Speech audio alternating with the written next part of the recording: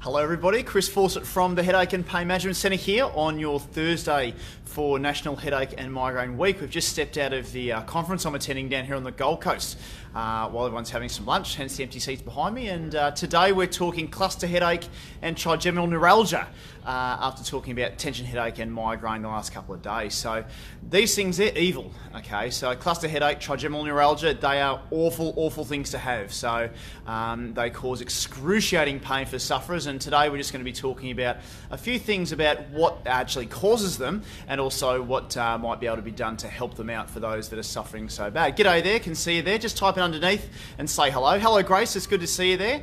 You've been a very avid follower for the last couple of days. It's good to see you again. So I thought I'd start with cluster headache. So cluster headache is a type of headache which is right in behind your eye.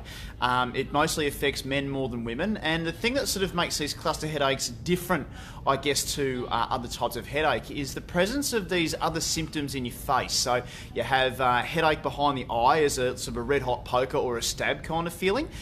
Feels like a bit of a teary eye, a bit of a blocked sinus, often a runny nose, and this is really excruciating pain.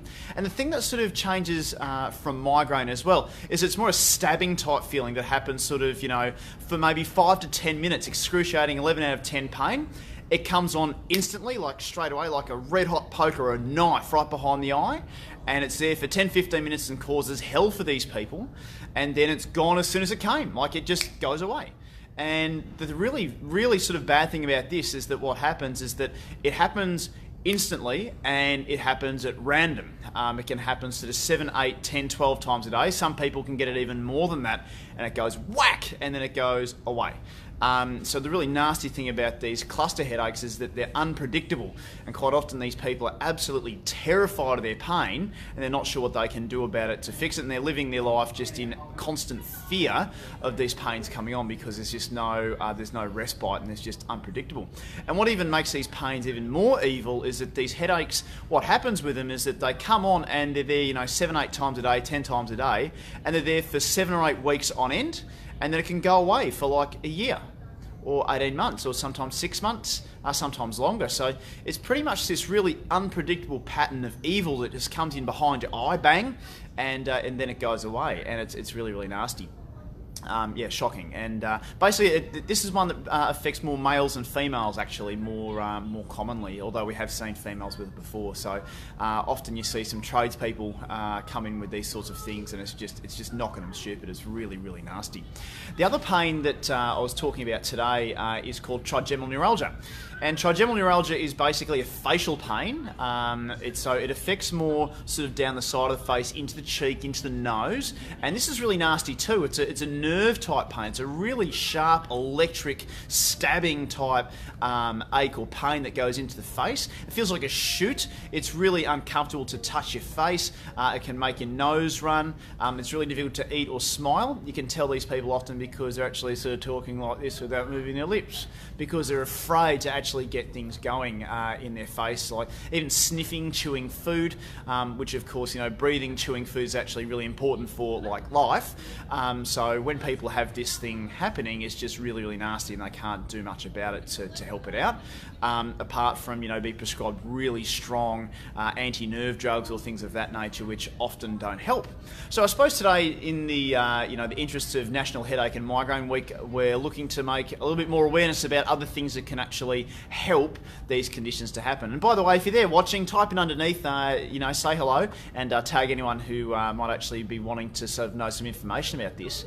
When we're talking about cluster headache, trigeminal neuralgia, what we're talking about, like the other types of headache I've spoken about this week, is this sensitization at the back of the brain, top of the spinal cord, that's causing this to happen. Now, what seems to happen is that this part of the brain becomes sensitized, and for whatever reason, which we haven't quite worked out yet, whether it's genetic factors or something like that, it's actually causing these pains to become more intermittent. So it stabs you, then it goes away, stabs you, then goes away, shocks you, then then goes away, as opposed to something like migraine where it sort of builds up over time and then sort of calms back down again over 2 or 3 days. It's almost like the pain of a migraine is intensified into a 15-minute period and then it goes away afterwards. So all of these different types of headache, migraine, tension headache, cluster headache, even though they have very different symptom sets, some cause nausea, some cause dizziness and vomiting, whereas these cluster headaches and TN causes shoots and shocks and stabs and things, what happens is that basically they all have the same kind of cause. So it's the same thing happening at the back of the brainstem where it's sensitized that causes these sorts of things to happen. And obviously the way to treat those is to find out what's sensitizing that system in the first place. Now, the reason me as a physio I'm talking about this, obviously a neurologist is someone that could be consulted when you've got these types of migraines, is that quite often it's the top of the neck that's causing these things to happen. So you've got the top of the neck, a stiff joint, perhaps it's not moving as well as it could be, and it's sensitizing this system up to cause these pains to happen. Even though the pain feels like it's stabbing on the eye, shooting in the face, it's really, really nasty, it can be just something pretty simple like having a a stiff neck causing this sensitivity at the top of the head that's causing that to happen. So look, that's pretty much all I wanted to sort of share with you today with that. So with cluster headache, TN, they're really, really nasty pains. They're excruciating. The sufferers that have them aren't really living their lives all that great. What we're trying to find out is what's causing these things to happen rather than treat them symptomatically, so with drugs and things. If we're looking to find the cause, which could be that sensitization at the back of the head by a stiff neck, if you get that treated, then obviously the pain starts to go away. And what you need to do is get that assessed really skillfully by someone who knows what they're doing, given that, if it goes wrong, the person needs to know what they're doing, because we obviously don't want to make, 8 headaches a day into 12 headaches a day, because that would be really, really not good at all from there. So, hey, I hope that's helped. Cluster headache and trigeminal neuralgia, really, really nasty pains. I feel very sorry for those people who've got that because they're excruciatingly painful and very, very nasty. But there are things you can do to help out if you know the right people to talk to. If there's anyone who would like some more information about cluster headache or TN, just type in the comments below, ask a question. I'm more than happy, being Headache and Migraine Awareness Week, to answer your questions individually over Facebook Messenger if you wish.